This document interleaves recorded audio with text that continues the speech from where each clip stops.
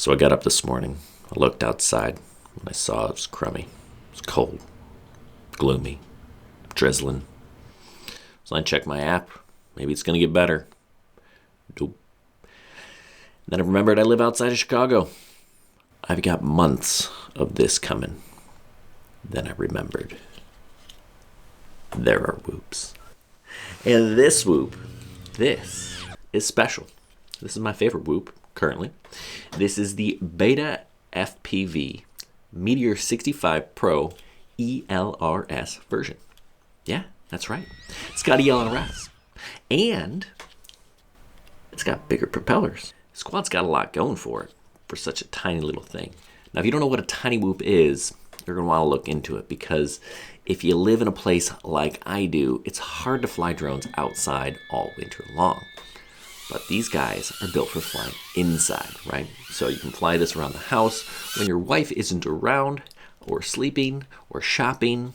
You can bounce off of walls. You're probably not going to break stuff. These guys are awesome for flying inside. Now, I mentioned that it's an ELRS drone. Now, if you don't know what ELRS is, well, it's a protocol, a communication to the drone. It's the radio link, right? It's what communicates from your radio to your drone to make it fly. And if you've heard of Crossfire, it's like Crossfire, but better and cheaper. Now, you will need a module in order to use ELRS, but it's something that you really want to look into. I think it's one of the best things that's happened to this hobby in a while. So are you interested in whooping? Stay tuned. I'll tell you all about this little guy.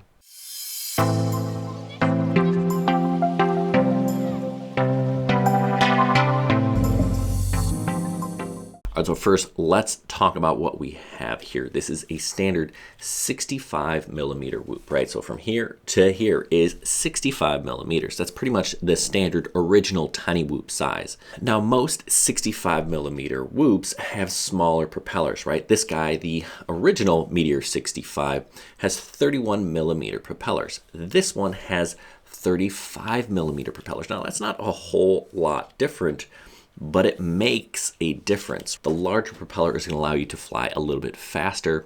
It's also going to give you a little bit more flight time. So with this guy, I was approaching pretty much 4 minutes on my 300 milliamp hour batteries. That's a huge improvement over the other ELRS whoop that I have, the Mobula 6 ELRS. That one was like 2.5 minutes pretty much on most of the batteries that I was flying. Now, there are some other things that are different, right? That has smaller motors. I have older batteries for that guy.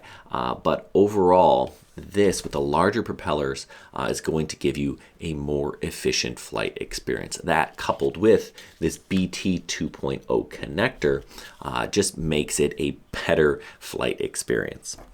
You get 2 of these BT 2.0 batteries with the quad, and it's been proven that this connector just is a better connector. The power just transfers smoothly, more efficiently. All right, so you get better flight time and a little bit more juice. BetaFPV always includes one of these nice little cases, so you got an extra set of props, 2 batteries, and this little charger that also works as a tester. Now, I can charge 2 batteries at a time with a USB-C cable, and it also shows me my battery level, which is kind of nice, right? Nice little add-on. So let's talk more about this quad. This one has 0802 19,500 kV motors. It is a F4 flight controller with the ELRS built into it. Typically built-in SPI receivers, and that's what this is.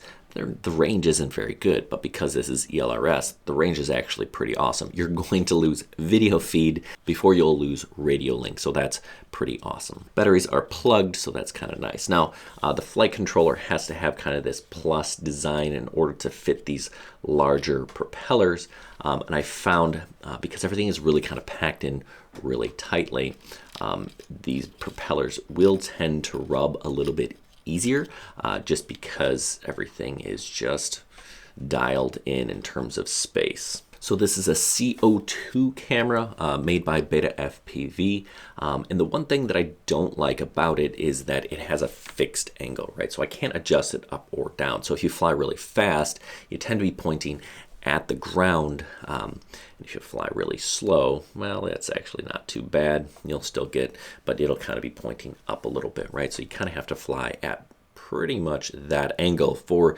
the perfect view. It's an ELS 2.4 gig version.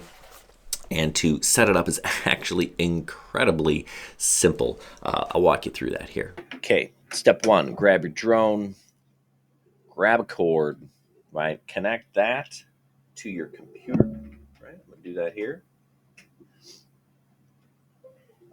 Telemetry recovered. Telemetry's recovered. All right, it gave me a warning, letting me know that I need to update my configurator. No big deal. Still will work. Okay, from here, we're plugged in. I'm gonna scroll down to the receiver tab. And then from here, I'm gonna go down to bind receiver. That's it. I'm gonna click that button. On this, in my module here, I'm gonna tap, long press, right? Now tap, remember to move, long press to change. Telemetry lost. Tap over to the bind, right? I long press bind. It goes into binding mode. Binding here, I can see that it's working. Boom. Telemetry recovered. Telemetry recovered. We're good to go. I can see that it's operating the way that I need to. All right, one thing they do say with the ELRS system, make sure you're arming on aux 1. Now, having this screen on the module here, this is, again, a BetaFPV module. This is their micro module, costs you about $40. But the screen is actually really nice because it makes everything easier. Long press to get into the menu, and then tap to move through the menu. Now, if I want to change colors, I hold the button down, and it will cycle through some of the different colors. So that's kind of a unique and interesting feature. Now, there are other module options out there, right? I think this one is HGLRC's version. Again, this is a standard micro module, so it fits in a JR bay. You can get a nano module, right? If you have a smaller remote, I've used the nano from BetaFPV, that in my FR Sky Lite or X Lite or whatever that little radio is, gamepad style. But it doesn't have the screen. In order to use something like this or the nano module, you have to download Lewis scripts and use those. So if you don't know how to do that or you don't want to do that, this module here is a great option. All right, so this guy is going to be 22 grams all by itself. And then when you add the battery, we're pushing it up to 30 grams. Now, let's get this thing up in the air so that you can see how it performs just a little bit, right? I'm going to fly around my house. Now, you'll notice we got some Christmas decorations up. Yeah, I'm aware. It's the middle of November. So yeah, a little bit early, but my wife loves Christmas, and happy wife equals lots of Christmas trees. So count the Christmas trees. I think we've already passed a couple. Looks like that one hasn't. We have more set up, believe it or not. Just past one on the left there. There are even more Christmas trees in my house today. Right? As you're watching this video, I can confirm there are more Christmas trees in my house. So the Christmas time decorations is kind of a fast, little speed run there. Ooh, hit the wall. Ouch. Oh, that hurts. Oh, hit it. Oh, chair, floor. Yeah, I mean, that's the thing with tiny whoops. You fly them around, you bump into things, they bounce off of things, and yeah, you can keep flying. Now, I probably should be changing out my battery. So we're going to bring it back in and land it. And try again, right? And yes, my wife is out shopping. That's why I'm flying around the house. Now, let's get it outside a little bit. Now, tiny whoops, again, I think they're great for flying outdoors. It's a little windy today, but this is kind of to show you ELRS is no joke. I would not be able to get any of my other tiny whoops as far as I have right here. Now, I'm going to bring it back because I'm losing video reception, and you got to be able to see in order to fly. But we're in acro mode. Again, flying indoors, I recommend you fly in angle mode because it's easier to recover when you bounce off of something if you're flying in angle mode. And flying in acro mode just really kind of makes it difficult to recover unless you're like super nimble. I'm going to fly around the house here, right? Again, ELRS, SPI receiver, no joke. This thing is legit, right? You can really kind of push it. Again, you're not going to really go long range with a tiny whoop, but it is nice to know that you can fly in various different situations. You can get out a little bit further. Yeah, this thing does a little bit of acro. Got a few rolls in there. Let's see if I can get a flip in for you, huh? Little flip, no prop washout. That's pretty nice. So yeah, I really like flying this guy. It's pretty nimble. Like I said, this is going to be my indoor indoor flyer pretty much all winter long.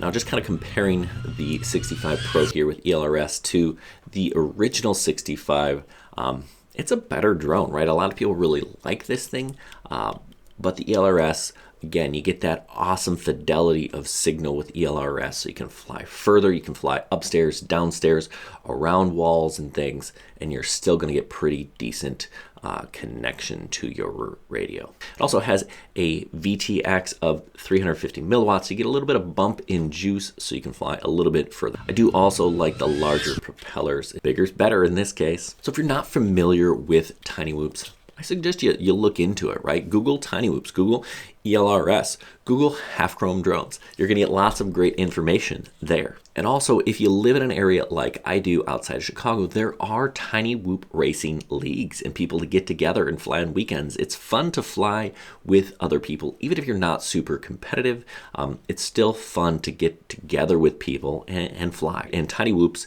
is a great way to do that. So go on Facebook, see if there are any groups out there in your area that fly whoops or drones in general. I've actually yet to get out to the Chicago racing one, but definitely something I want to do, definitely something you should look into.